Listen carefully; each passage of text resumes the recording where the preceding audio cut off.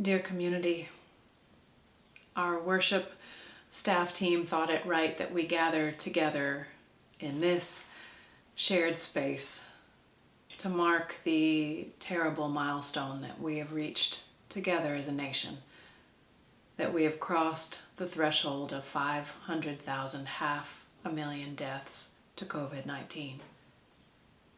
And so we call us together in a spirit that will hold us so that we can be present to all of the feelings that are swirling through us in this time of challenge, and also be present to one another and the tradition of our faith that holds us, that can hold us in times like this.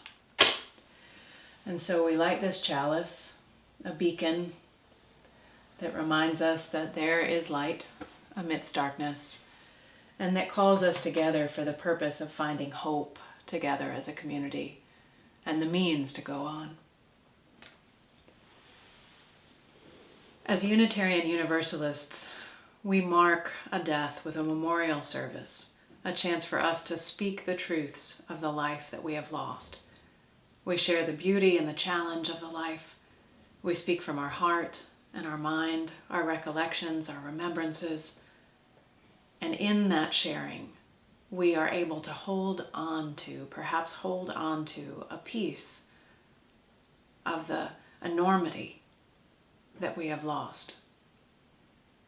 Now, when we have a number like 500,000, how can we possibly mark a death in this way? How can we mark all of these deaths in this way?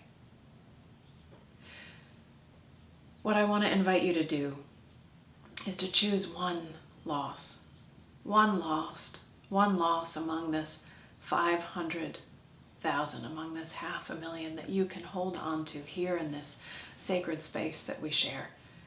And I want to invite you to think deeply about how this person that you have lost touched you, how they changed the world, how their life made a difference. So in this way, we might feel the enormity of this nationwide loss through our own particular experience.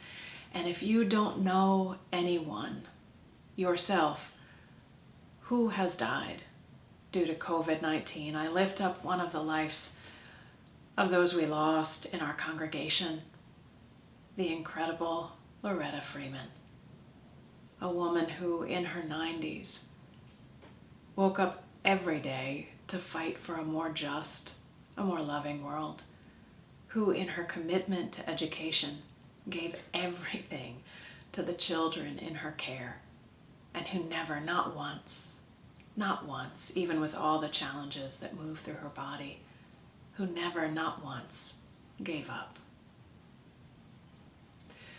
So I will hold on to Loretta Freeman in this space, and if you will find someone or hold on to Loretta and her memory, let's enter into space of silence, a sacred space of depth to attend to this particular loss that we feel, and by it to sense the enormity of all that we have lost.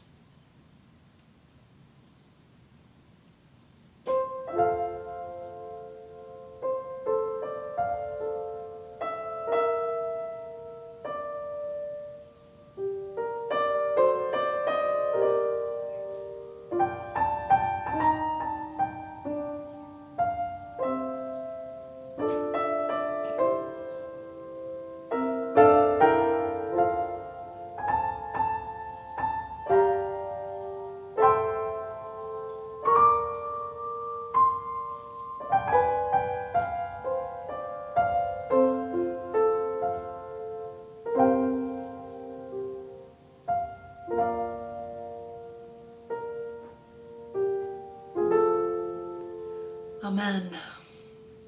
And I want to invite you to also engage in another traditional Unitarian Universalist practice at memorial services, which is to hold on to a piece of the life that we have lost, to lift up a particular virtue, a way that they lived in the world that we ourselves can embody, can bring into our own living, And so with Loretta, I want to hold on to her fierce commitment to hope, her fierce commitment to hope. And I pray that in my living, I will be able to continue that legacy, a fierce commitment to hope.